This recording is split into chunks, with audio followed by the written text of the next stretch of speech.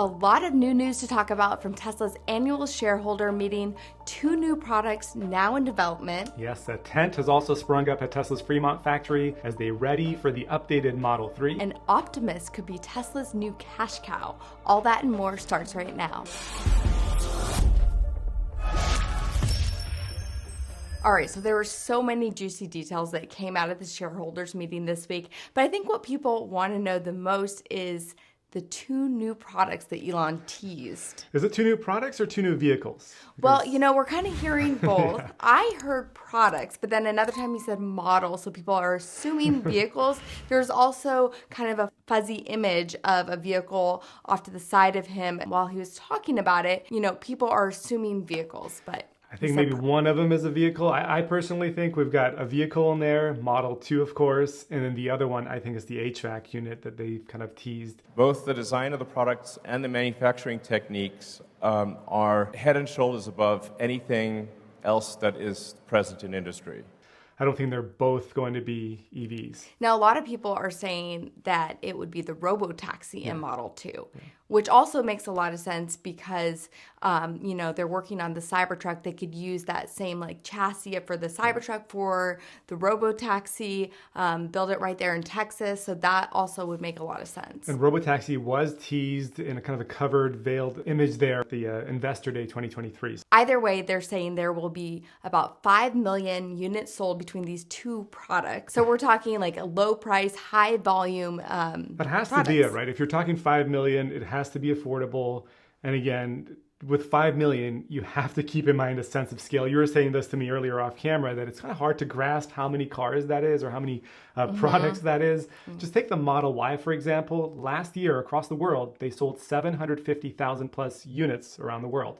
And that was the 4th best-selling car in the world. Now, with 5 million units, even if it's just one of these products gets up to 5 million units, we're talking about 7xing the 4th best-selling car in the world in the Model Y to get to 5 million units. So that is an incredible increase in demand for whatever this ends up being. It's been long overdue to see a new vehicle. Or product. Or product, sorry. We get so excited with these kind of teases that make us think of everything that a lot of people are looking forward to getting this mass market affordable EV. But yeah, we'll see what it ends up being. Now, this was a shareholders meeting, so we're talking about Tesla's value. And Elon said the majority of Tesla's value will be Optimus. Yes, that is the humanoid robot. And my goodness, this has got so many people talking about the potential of what this robot has to offer. Elon said that he thinks this has the potential to be by far Tesla's biggest value add in the coming years, which really says a lot. And he says this is the most confident he's been in any of his predictions, that this is it here when it comes to how much value this can bring. Yeah, and it's kind of controversial though, because a lot of people, you look at this and you're like, Terminator, right? Is this real? This is crazy to see a robot in human form. Also, I remember a video from MKBHD back in, I think it was 2021, where he just talked about how inefficient the shape of a human was for robots. So I'm curious if he's sort of changing his tune now. Yeah, because there are some really great application-specific robots that can do far better than humans right now, but then when you put it in a human form, it makes it a little bit more complicated. And he was saying that this could reach quite a bit more people than what cars can, and that's the main reason this could bring such a significant value to Tesla and its shareholders in the long run, because we're talking about a potential of maybe 10 billion units being sold for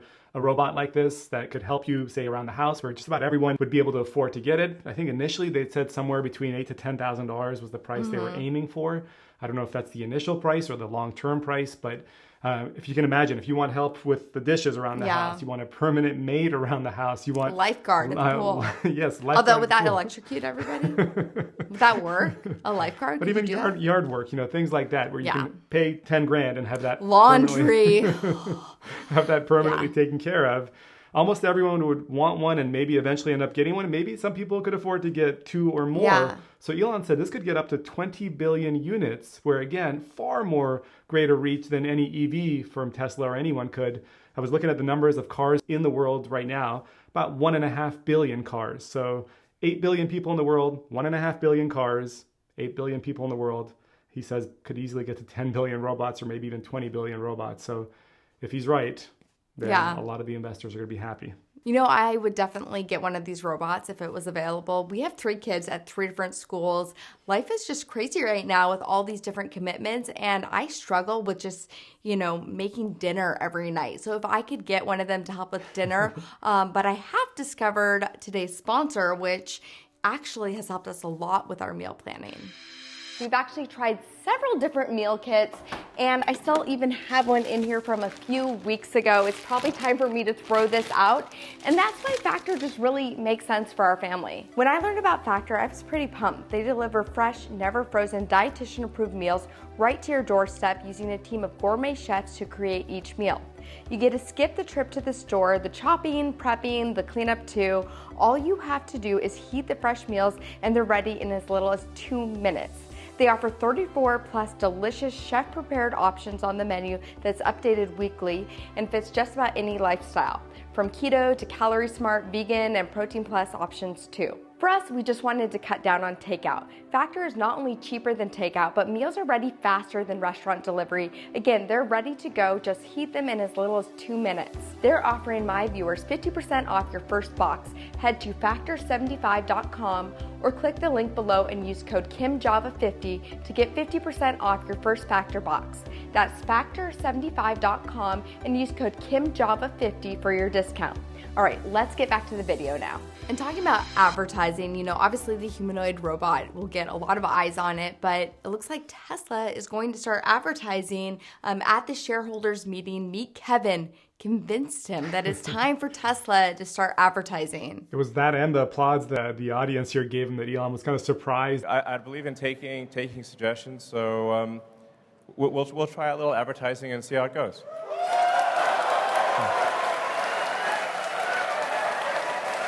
All right, I wasn't expecting that level of enthusiasm, but okay. It sounds like our shareholders, if I read between the lines, subtle as it is, are saying we should probably do some advertising. Okay, very well. So much negative perception still exists in the broad space of the car world towards Tesla that a little advertising, which Elon seems to now be open to, could go a long way in kind of creating a better understanding of what EV's advantages are. Yeah, so Ross Gerber had suggested at one point that they make ads kind of like Apple ads. Yeah, that'd be a pretty good approach. It doesn't seem overbearing in what they're trying to sell. The product sells itself. He even mentioned that perception of Teslas being super expensive is really not the case anymore. I talked to a lot of people, and they still think that Teslas are super expensive. And no, actually, the starting price for a Tesla is below the average auto price in the U.S. It's and that's a good thing. I looked at the numbers, and companies like GM are spending about $2.6 billion every single year on advertising. $2.6 billion. That's incredible to me. And then you look at Ford, almost $2 billion per year on advertising, and you go down the list. Stellantis is about $1.7 million. Even Kia spends about $500-600 million a year on advertising. So Tesla maybe kind of puts a little bit into that bucket as well and sees where it takes them. Yeah, I mean, the mainstream media does love to talk about Tesla, but it's usually like something negative happening or just tearing them apart, which is why I think there is a lot of misconceptions about the brand still. And obviously we preach it here on our channel. We talk about it all the time, but does the average person get that? They do not. They do not. I can tell you from our comment section on those videos that have reached a lot of non-Tesla owners, my goodness, I mean, they need the advertising, let's just say. It's really I think bad. it will be a good thing. Yeah. I do think it's a good thing, and I think it's time. Yeah. Also, it's kind of a sad day for us. The Tesla Roadster looks like it's being delayed till 2024. What is this, 4 years of delays now? 2020 is when it was supposed to come out. Of course, it was unveiled at the Semi event as a surprise at the end of that event. It was in 2017. 2020 came, they pushed it to 21, then they pushed it to 22, and even 23 was later announced. Now they're saying design and engineering phase should be done at the end of this year. Production happens sometime next year. But, I just don't think it's that big of a deal to them as far as what this car stands for the company. Yeah, I mean, this is a shareholders event where they're talking about this. And obviously, there's not going to be a lot of units sold of this kind of vehicle. It's very expensive. It's kind of, as he put it, the cherry on the cake. So cherry on the cake or cherry on the ice cream? On a sundae. It's kind of the extra, right? It's the smackdown. That's what he called it. It's the smackdown. Yes, exactly. It's amazing. I can't wait for it. I really want to see the SpaceX package. We were lucky enough to win a couple Roadsters, so hopefully 2024 will be the date. What's funny is it was supposed to come out in 2020. Our daughter was born, so I can literally see her age and see those years go by. So how big will she be when we actually get She'll the be going Roadster? off to college. Yeah, I remember being like, oh, I can't put a car seat in the Roadster, One thing that was not discussed at the shareholders meeting that I actually was kind of surprised was Project Highland. So he didn't talk at all about the refresh Model 3. Yeah, that's something a lot of people have been waiting for. We've seen the spy shots, 11 months of rumors, and lots of recent photos and videos to kind of show the big changes. A new filing from Tesla reported earlier this week also said they're now beginning to put up sprung structures, or essentially... Not tents. They're high tension tents, but they have more integrity to withstand severe weather. So it's what we've seen in previous times when they began really ramping production of kind of creating more breathing room. This at the Fremont factory to have more space to work with. And it looks like it is going to possibly be in for Project Highland. And there's new retooling phases happening at this particular area with this high performance tension structures, which again, that are going to be in place there. So yes, Tesla is definitely, it looks like they're up to something in those tents. Something's going on up there, but it also seems like they're really running out of room in Fremont. So what do you think that means? What are your guesses? So last week we talked about Elon stepping down from the CEO of Twitter, and this week he's decided to micromanage Tesla. Yeah, an email leaked to Electric in part said, no one can join Tesla, even as a contractor, unless you receive my email approval. This was what Elon sent to Tesla employees. Sounds like a scary boss to work with. I love the guy, but my goodness, 6'4", I think. Yeah. And sending emails like that, I'd be scared to see him come around the corner. And it's become a pretty big company now. Yeah. So to approve every single new hire, even the contractors. Yeah, they employ about 30,000 people around the world. I believe there's 70 current listings on their website for the Cybertruck alone. And there's about 500 jobs also available for their lithium refinery there in Corpus Christi, Texas. So there's a lot of jobs that have to be approved directly from Elon, but I guess he's got plenty of time. I mean, now that he's not doing Twitter, obviously, he's finding the time to do this instead. It just seems crazy to me because, he does still have these other companies too that he is managing. I wonder what went into it though. Something must have happened with a recent hire or a string of recent hires that led him to be like, I need to watch this more carefully.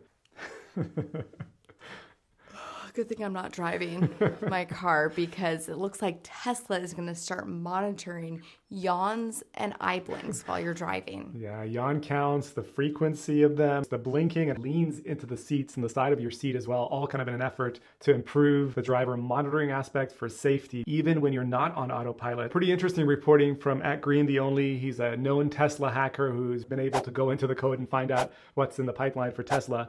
And he says all of these things are going to be active when you're not even on autopilot, potentially with an upcoming update. So what does that mean for us? Because we always close that interior camera off. Yeah, so I don't think it's going to tell you, hey, you can't drive the car. You've got to unobstruct this. But it might tell you you're not going to have full access to all the safety features. No, I think that actually it's going in the right direction. Yeah. I have been...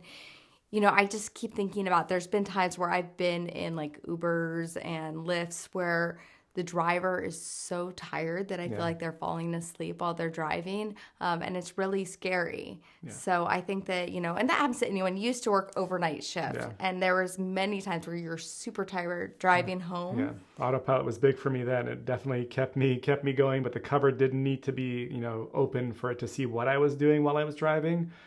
This definitely improves the safety, but yes, at the same time, it's going to open a lot of doors for people to maybe make some more comments towards Tesla and privacy with the vision approach. Yeah, we did talk about that with the privacy aspect. But, I do think that was just a random couple of, bad employees that just went a little bit too far with their privileges. It's kind of like a mixed feeling because in one way I'm like, yeah, this is really good because, it's going to be safer. But the other time it's really annoying. Like... how it blinks and flashes at you when you're driving. Sometimes you're like, I'm paying attention. Leave me alone. Just let me But maybe now less torque on the steering wheel if your eyes are locked in on the road will lead to less of it annoying you. So maybe there is benefit there. Let us know what you guys think about this and all the topics we've covered. I'm really curious what you guys have to say about that. And thank you for watching this video, supporting our channel. Check out our merch. PJ is sporting one of our Cyber Summer shirts right here in the tie-dye. You could check that out right down below.